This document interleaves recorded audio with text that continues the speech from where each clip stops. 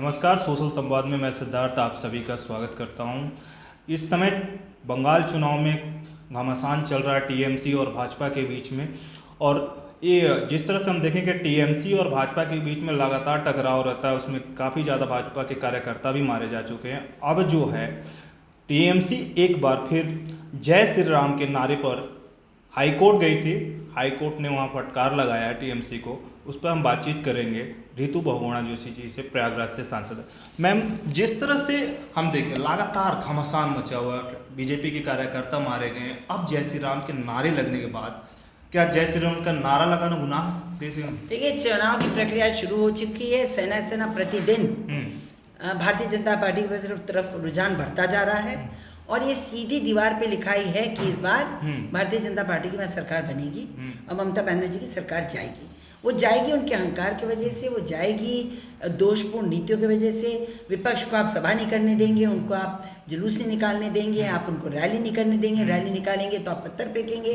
कोई जय श्री राम का उद्घोष करेगा तो आप गुस्सा हो जाएंगे, मीटिंग छोड़ के चले जाएंगे। तो ये सब बातें उनके फ्रस्ट्रेशन, एकदम बिल्कुल हताशा दिखा रही है। और बेसिक बात ये है कि उन्होंने ये सोचा था कि मैं सामुदायिक समीकरणों के आधार पर जीत जाऊंगी, इसीलिए उन्होंने कहा कि मैं सीए को लागू नहीं करूंगी और जब भी कोई त्यौहार आता था तो कुछ भेदभाव की बात करती थी। तो इसलिए एक और विकास की ओर कोई उनका रुख नहीं। तो ये जो समीकरण की राजनीति होती है बहुत दिन नहीं चलती। और इस समय बंगाल में कोई भी हो, हर आदमी विकास की ओर उन्मुख हो रहा है और उनको दिख रहा है। उत्तर पूर्वी राज्यों में जिस प्रकार का परिवर्तन आदरणीय मोदी जी के पहल से हुआ है, जम्मू कश्मीर, लद्दाख, अब जिस तरह से आगे बढ़ रहा है, तो लोगों को उम्मीद हो गई है कि किसी की भी सरकार हो, कोई भी व्यवस्था हो, विकास के मामले में मोदी जी कोई कॉम्प्रोमाइज़ नहीं करते। सबका साथ, सबका विकास उनके मन में रहता है। तो अब हिंसा की उन्होंने, हिंसा से भी बीजेपी नहीं डरी और जनता की अब धीरे धीरे पूरा रुख भाजपा की ओर है। वो कहीं भी मुकदमा डालें, इस चुनाव में जनता उनके मुकदमे को तो रद्द करने वाली है। मैम, सवाल बरकरार है, क्या राम का नाम लेना भारत में गुनाह है? कतई नहीं, क्यों है? आप देखिए ना, राम तो हर एक के हृदय में रहते ही हैं। और जय श्री राम तो एक संबोधन है। हम लोग राम राम कहते हैं कि नहीं जब मिलते हैं। हमारे, आप उत्तर प्रदेश जाइए, आप पश्चिम उत्तर प्रदेश जाइए, सुबह राम राम जी, ये तो उद्बोधन है और इसमें मैं समझती हूँ। और ईश्वर का नाम लेने में कोई बुराई नहीं है। ममता दीदी खुद चंडी का पाठ करती हैं, लेकिन भगवान राम के नाम उन्होंने तो अपने नामांकन से पहले जो उन्होंने अपनी रैली करी नंदीग्राम में, तो उन्होंने सारे दुर्गा सतपति और चंडी पाठ और न जाने क्या क्या सुना दिया। इसके मतलब वो भी ये समझ रही हैं कि ज़मीन उनकी खिसक चुकी है। उन्होंने बहुत बड़ी गलती करी। उनको अपने डेवलपमेंट पे ज़्यादा ध्यान देना चाहिए था। वो जो उन्होंने सोचा कि एक समुदाय का वोट लेकर हम वापस आ जाएंगे, वो अब की समुदाय भी उनको वोट डालने वाला नहीं है। मैम, एक सवाल है कि जो किसान हैं दिल्ली के बॉर्डर पर जमे हुए हैं, अब जो पहले आपने बताया था कि कृषि कानून में ऐसा कोई गलत नहीं है कि वो आके हमसे बातचीत कर सकते सरकार से, लेकिन अब जो किसान नेता है राकेश टिकैत, ये कह रहे हैं कि हम भाजपा जहाँ जहाँ चुनाव लड़ेगी उन राज्यों में जाके हम भाजपा के खिलाफ प्रचार करें। क्या भाजपा के वोट बैंक पे कुछ इसका फर्क पड़ता होगा? आप ये बताइए, अभी इस पूरे आंदोलन के दौरान कहाँ चुनाव नहीं हुआ? राजस्थान में स्थानीय निकाय के चुनाव हुए, सरकार वहाँ कांग्रेस की थी।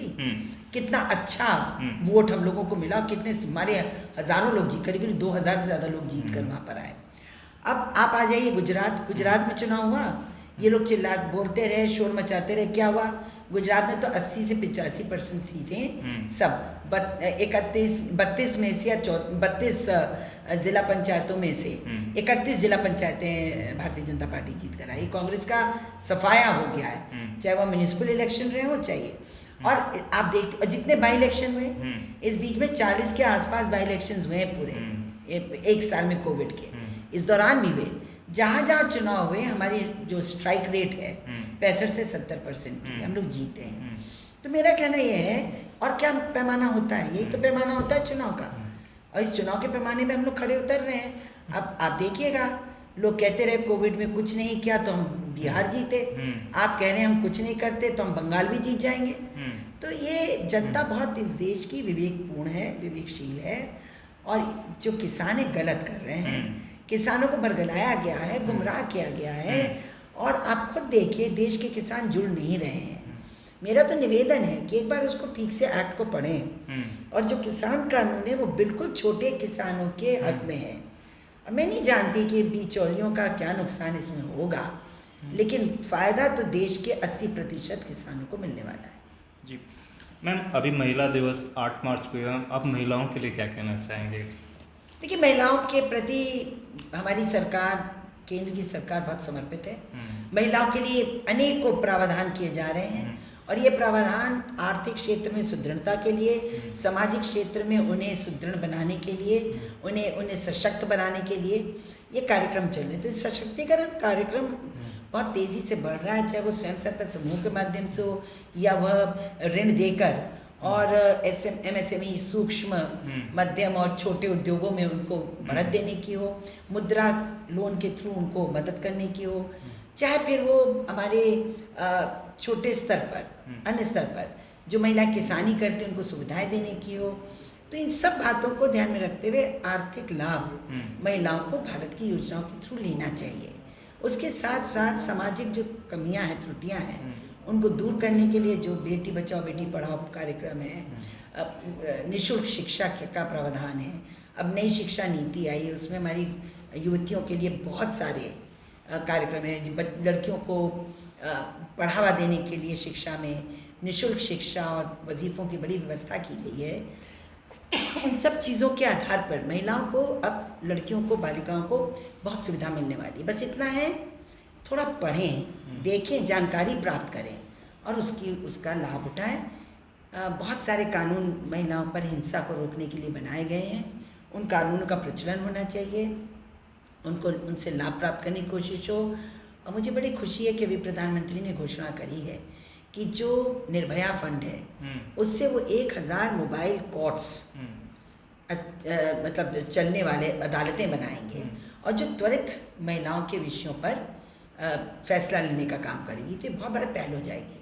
अगर आप खुद सोच लीजिए, अगर मोबाइल कोर्ट्स आ गई तो बड़ा फायदा होगा। बहुत बहुत शुक्रिया मैम। दिल्ली से सोशल संवाद की रिपोर्ट। ये कहाँ का है?